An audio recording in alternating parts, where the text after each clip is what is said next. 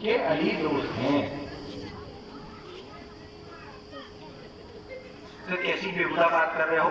نہیں نہیں، دوست کے مولا کے بہت سارے معنی ہوا کرتے ہیں. اچھا تو پھر اگر ایسا ہی ہے تو کیا تمہارا والا پہلے علی کا دوست نہیں تھا؟ کہ نہیں دوستی تو پرانی تھی. یا تو جھوٹا یا وہ جھوٹا.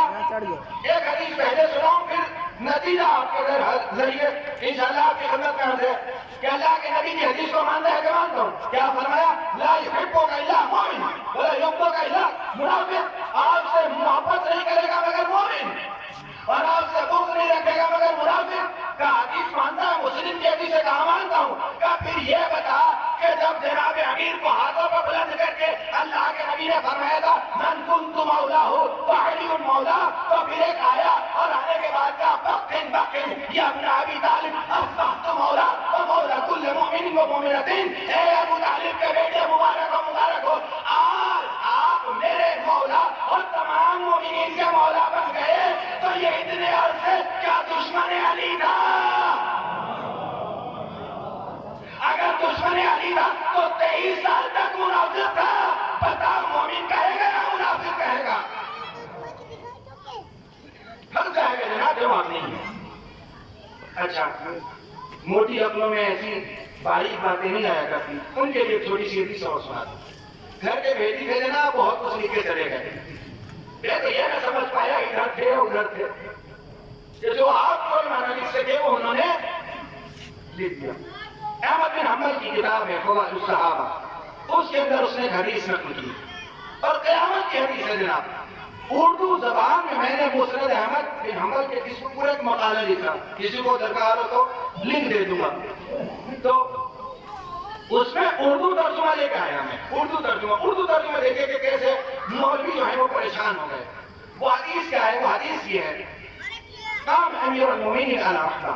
جناب امیر رحبہ پہ کھڑے ہوئے تھے مسجد کوفہ میں. جب ایک وقت آیا آپ کے پاس، ایک گروہ آیا صحابہ کا، منہم ابو ایوب انصاری، جن میں ابو ایوب انصاری بھی تھے. اور انہوں نے کہا قالوا السلام علیکم یا السلام علیک یا مولانا. انہوں نے کہا اے ہمارے مولا، آپ پہ ہمارا سلام ہو. جناب امیر نے پلٹ کے کہا کیف مولاکم وانتم عرب. میں کیسے تمہارا مولا ہو گیا جب تم قوم عرب ہو. بس مجھے اتنا پوچھنا ہے کہ یہ بتا کیا علی کے دشمن عرب ہوا کرتے تھے؟ اگر دشمن تھے تو سب منافق ہیں. تو جناب امیر نے سوال کیوں کیا؟ قالوا سمعنا عن النبي يوم الغدير قال من كنت مولاه فعلي مولا. ہم نے آپ کو مولا اس لیے کہا کہ اللہ کے نبی سے سنا تھا کہ جس کا میں مولا اس کے علی مولا. اب ملاؤں کی منافقت دیکھ لیں. تمام فرقوں کے ملاؤں نے اس حدیث کا ترجمہ الگ الگ فرقوں کے لوگوں نے ترجمہ کیا. کیا ترجمہ کیا؟ انہوں نے سلام کیا ہمارے مولا آپ پہ سلام ہو. ترجمہ میں کہا اے ہمارے سردار آپ پہ سلام. کیوں؟ اگر ترجمہ محب کریں تو جواب دوسرا ہو جاتا. اگر ترجمہ ان کا لے تو ترجمہ ایسے ہوگا اے ہمارے دوست سلام. جناب امیر نے کہا میں تمہارا دوست کیسے ہو گیا جبکہ تم عرب ہو؟ اگر یہ ترجمہ کر دیں تو جتنے رضی اللہ عنہ ہیں سب لعنت اللہ علیہ بن جائیں گے. لعنت اللہ علیہ اس لیے کہ علی کے دشمن ہو جائیں گے. تو اب ترجمہ ذرا سنبھل کے کرنا پڑا. تو یہ لکھا السلام علیک یا مولانا. ترجمہ کیا ہمارے آقا آپ پہ ہمارا سلام. جناب امیر نے کہا میں تمہارا آقا کیسے ہو گیا جبکہ تم قوم عرب ہو. ملا 180 پہ دوڑ گیا، پھر سمجھ میں آ گیا، ایک دم ڈنڈ دیا اور اس کے بعد کہا کہ ہم نے اللہ کے نبی سے سنا ہے غدیر کے دن جس کا میں دوست ہوں اس کے علی دوست ہے. ارے ایک جگہ تو انصاف سے کام لے. ایک سطر پہلے مولا کا ترجمہ حاکم کیا، دوسرے سطر میں دوست کیا. یا تو یہاں غلط ہے یا وہاں غلط ہے.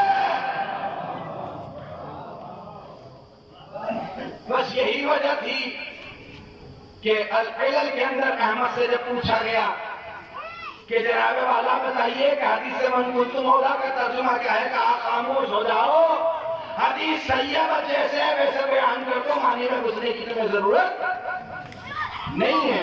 تو تعریف نہیں کیا جناب والا، معنی اور مفہوم بدلے گئے ہر دور میں آدیشوں کے ساتھ۔ جن کے جیسی گھڑی جا سکتی تھی ویسی گھڑ لی گئی، اور اگر جنہیں نہیں گھڑ سکتے تھے ان میں ترمیم کرنے کی کوشش کی، جہاں ترمیم نہیں ہو سکتی تھی وہاں معنی بدلنے کی کوشش کی۔ وہ آگے حدیث ہے مسند احمد بن حنبل میں اور دیگر کتب حدیث میں، بخاری کے اندر موجود ہے جناب۔ اور کسی کی بات کیا کرنا، میں یہی تو کہہ رہا تھا کہ مجھے تو حیرت ہوا کرتی کہ یہ اپنوں میں سے تھے یا غیروں میں سے تھے، کیا کھا کے یہ کتابیں لکھ رہے تھے۔ خطرناک ترین حدیث ہے جناب، ایٹم بم سے بھی خطرناک ہے۔ کیا ہے؟ بخاری کے اندر جناب عمار کے لیے اللہ کے نبی نے فرمایا افسوس ہے عمار کے تقتل فئۃ الباغیہ، اس کو باغی گروہ قتل کرے گا، یدعونہم الی الجنہ ویدعونہ الی النار، یہ انہیں جنت کی طرف بلاتے ہوں گے، وہ گروہ انہیں جہنم کی طرف بلا رہا ہوگا۔ یعنی جو قتل کریں گے عمار کو وہ سب کے سب جہنمی ہوں گے۔ یہ حدیث موجود ہے، کتنی خطرناک حدیث ہے۔ اب آپ قرآن کی آیت اٹھا کے دیکھیے، قرآن کیا کہہ رہا ہے؟ وَجَعَلْنَهُمْ أَئِمَّةً يَدْعُونَ إِلَى النَّارِ، ہم نے کچھ امام ایسے بھی بنائے ہیں جو جہنم کی طرف دعوت دینے والے ہیں۔ اللہ کے نبی نے فرمایا يَدْعُونَهُمْ إِلَى النَّارِ، یہ اسے عمار کو جہنم کی طرف دعوت دے رہے ہوں گے۔ بس یہ دیکھ لیں علی کے مقابل صفین میں علم کس کے ہاتھ میں تھا، معلوم ہو جائے گا۔ کہیں زیادہ دور جانے کی ضرورت نہیں ہے، بخاری اور مسلم بتا دیں گے کہ کون مرتبہ کفر لیے ہوا تھا۔ تو گردن پھنسی ہوئی ہے، ادھر عمار قتل ہو گئے۔ دیکھیں گے میں آپ پہلی مجلس فرض کیا تھا کہ سارے ایکسپیریمنٹ کیے جا رہے تھے پہلے سے پہلے، علی کے مقابلے لے کے جانا ہے، پہلے تیار کر لیا جائے، ہے نا۔ بدھ کے روز جمعے کی نماز بدھ کے روز پڑھائی گئی، کتو کو ذبح کیا گیا، نر اور مادہ کا فرق ختم کیا گیا، ایسے بھی لشکر تیار ہوا۔ تو جب جناب عمار شہید ہو گئے اور یہ بات گھر کے بیٹی نے، وہ جو سر لے کے آ رہا تھا وہ بھی صحابی ہے، اور تو آپس میں لڑ رہے تھے کہ میں نے سر کاٹا، میں نے سر کاٹا۔ تو عبداللہ بن عمرو ہنسا، تو ساتھیوں نے کہا کہ تو ہنستا کیوں ہے؟ صحابی ہے، یہ بھی صحابی کا بیٹا صحابی۔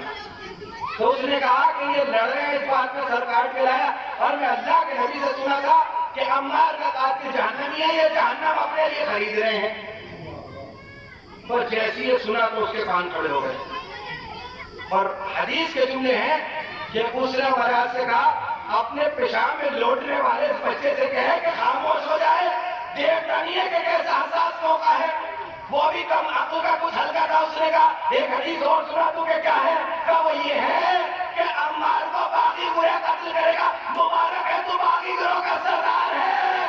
اس نے کہا میری آنکھوں کے سامنے سے اسے ہٹا لے، یہ ہمارے ساتھ ہے، ہمارے دشمن ہیں۔ تو پھر دیکھیے بات کو پلٹنے کے لیے اس نے کہا عمار کو ہم نے قتل نہیں کیا، عمار کو تو اس نے قتل کیا ہے جو وہ ہماری تلواروں کے سامنے لے کے آیا۔ اللہ اکبر۔ ادھر جناب امیر نے جو اس کو اینٹی وینم دی، اور اس کے بعد کہا کہ اس بدبخت سے جا کے کہہ دو اگر قتل عمار ہمارے ذریعے ہے تو قتل حمزہ اللہ کے نبی کے ذریعے تھا، حمزہ کو بھی اللہ کے نبی اپنے ساتھ لے کے گئے تھے۔ تو تاریخ کو مسخ کیا گیا جناب، تبدیل کیا گیا، صحیح روایات کو بدلنے کی کوشش کی گئی، کسی طریقے سے ان کو دوسرا جامہ پہنا دیا جائے، دوسرا رنگ دے دیا جائے، کسی نہ کسی طریقے سے بدل دیا جائے۔ اور بڑے پیمانے پہ یہ کام ہوا جناب، بیٹے ہوئے تھے مفتی، کھانے والے لگے ہوئے تھے اس کام پہ کہ بس ادھر کوئی فضیلت سنی جائے اور اس کے مقابلے میں حدیث بنا دی جائے۔ مگر دیکھیے حق وہ ہے کہ جو زبانوں پہ چڑھ کے بولا کرتا ہے، حق وہ ہوا کرتا ہے کہ جو کبھی چھپتا نہیں ہے۔ تاریخ نے جناب امیر کے فضائل و منافق کو ختم کرنے کی، چھپانے کی بہت کوشش کی، مگر سب سے زیادہ اگر تاریخ کے کتب حدیث میں کسی کے مناقب ہیں تو جناب امیر علیہ السلام کی ذات ہے، اس میں تبدیلی نہیں ہو سکتی، اس میں بدلاؤ نہیں ہو سکتا۔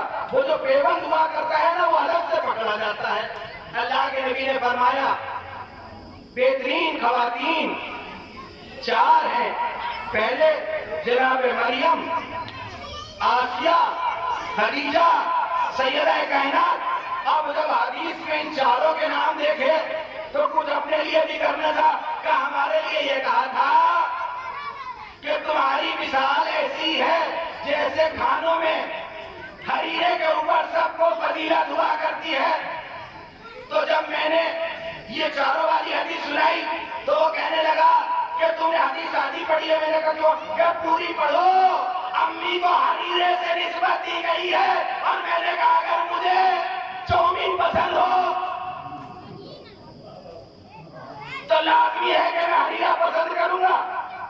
اگر مجھے کھانے میں کچھ اور پسند ہو تو لازمی ہے کہ ہریرا پسند کیا جائے. ارے حدیث کم سے کم ایسی بنایا کرو کہ آدمی کو مقید کر دو اس سے نکلنے نہ پائے, محبت اس سے چھوٹنے نہ پائے. پھر وہ کہنے لگے کیسی ہو؟ میں نے کہا ایسی ہو کہ اللہ کے نبی فرما رہے ہیں الحسن والحسین سید شباب اہل الجنہ وابوہما خیر منہما. یہ زمانہ نے جنت کے سردار ہے اور ان کے والد ان سے بہتر ہے. ایسی نہ ہو کہ فلاں فلاں بوڑھوں کے سردار ہیں, ایسی نہ ہو کہ فلاں فلاں بوڑھوں کے سردار ہیں.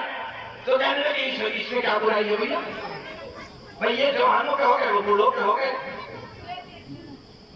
اپنے ابا کو دیکھا ہے کیسے صلاح کرتے ہیں, تکلیف ہے نا, ہاں گھٹنے کو دبا کے آئے ہو, ہاں تو کیا چاہتے ہو کہ جنت میں بھی ایسے گھومیں؟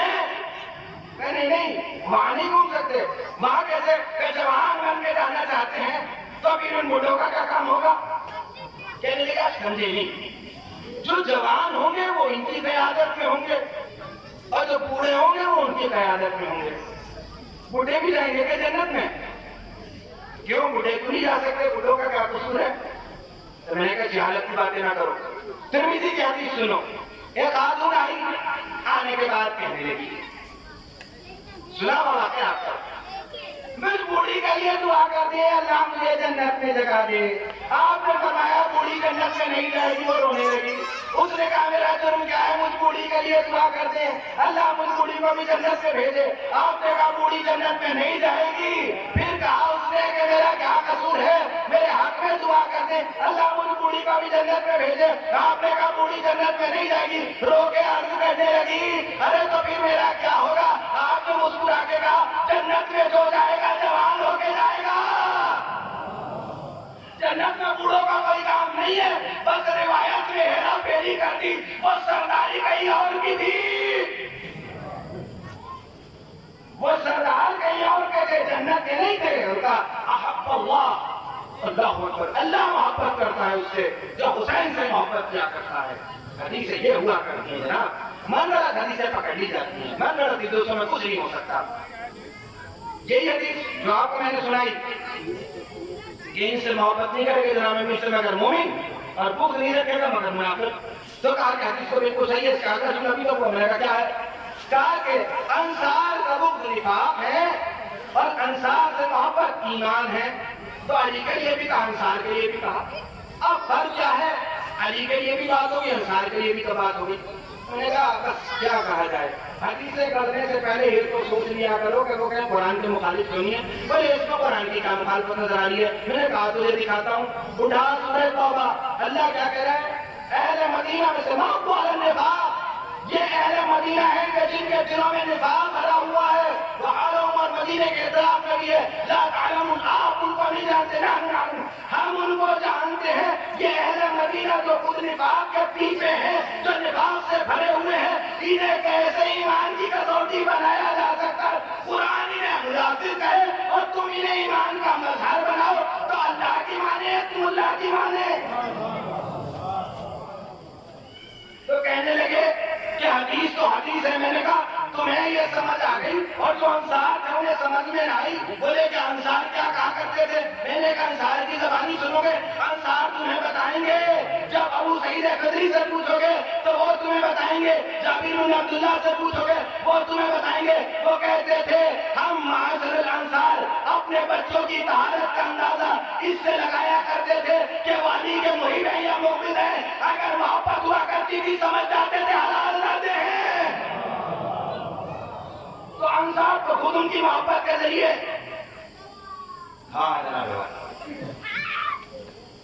تحریف کی گئی ہے، تحریف کی گئی اور آج تک چلی آ رہی ہے.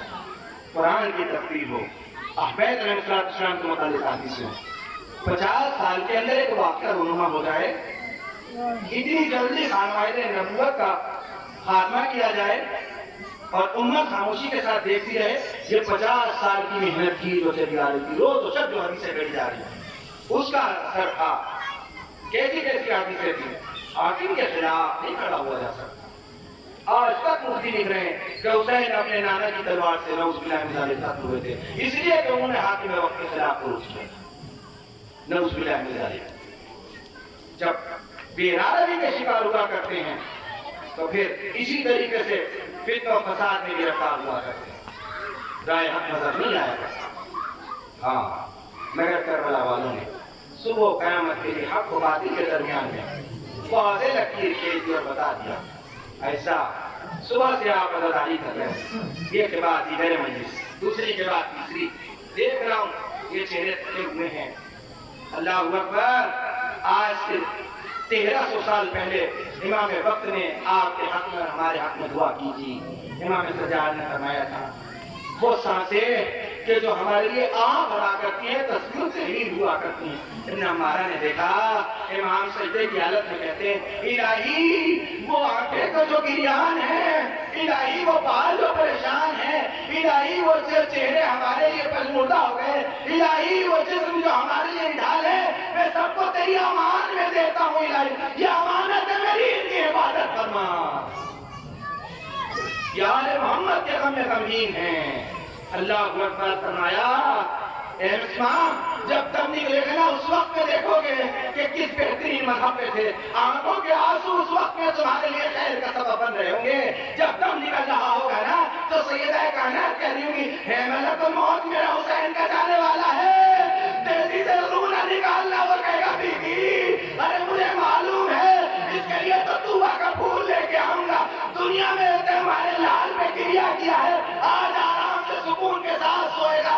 کون حسین کہ جس نے اپنی ہستی کو لٹا دیا، جس نے جوانوں کو لٹایا، بڑے گھر کو لٹایا.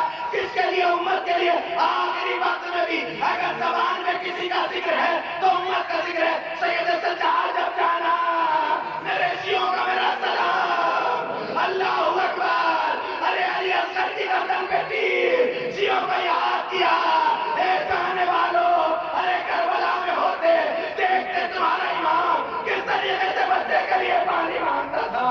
اللہ اکبر. اللہ اکبر. یہ ایام اعزا ہے، حسین کی عزا کے دن ہے، حسین کی عزاداروں کی عزا کے دن ہے. یاد کریں ان کی محبتوں کو. یہ نبی کا ایک بوڑھا صحابی ہے انس بن حارث جو جنگ بدر میں بھی تھا، اللہ کے نبی کو کہتے ہوئے سنتا ہے میرا یہ حسین ہے، دیکھو ایک دن کربلا میں قتل کیا جائے گا، جو تم میں سے اسے پائے اس کی مدد کرنا. 30 سال تک یہ بوڑھا صحابی کربلا میں آنے کی انتظار دیکھتا ہے. جب کاروان گزرتے ہیں لوگ پوچھتے ہیں اے اسدی ارے اس میدان میں کیا کرتا ہے؟ میں اپنے آقا کی نصرت کے لیے ہوں. وہ دن آیا حسین آ گئے. 90 سال کا بوڑھا جا کے ملاقات کرتا ہے شب عاشور میں، دیکھتا ہے ہر کوئی کل کی تیاری کر رہا ہے. ڈرتا ہے ایسا نہ ہو کل حسین مجھ بوڑھے کو دیکھ کے جانے کی اجازت نہ دے. ارے کمر میں تیر رکھا، پٹکے سے باندھ کے کمر کو سیدھا کیا، سر کو اپنے کپڑوں سے بہو کو باندھا اور جوانوں کی طرح چلنے لگا. صبح عاشور جب انصار جانے لگے ہاتھوں کو جوڑ کے آیا آقا مجھے مقتل کی اجازت دے دے. امام نے دیکھا آپ مقتل میں جائیں گے، آقا بڑھاپے پہ نظر نہ کیجیے، مجھے رن کی اجازت دیجیے. امام نے اجازت دی. انس میدان میں آئے، رزقانی کرتے تھے اے فوج اللہ سے خوف کرو. ارے یہ نبی کا نوازا ہے، ساقی کوثر کا بیٹا ہو اور 3 دن کا پیاسا ہو.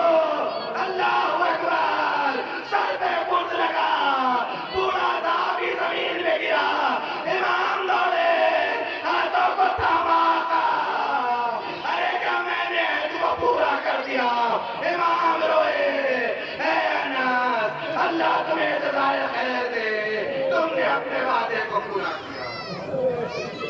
کیا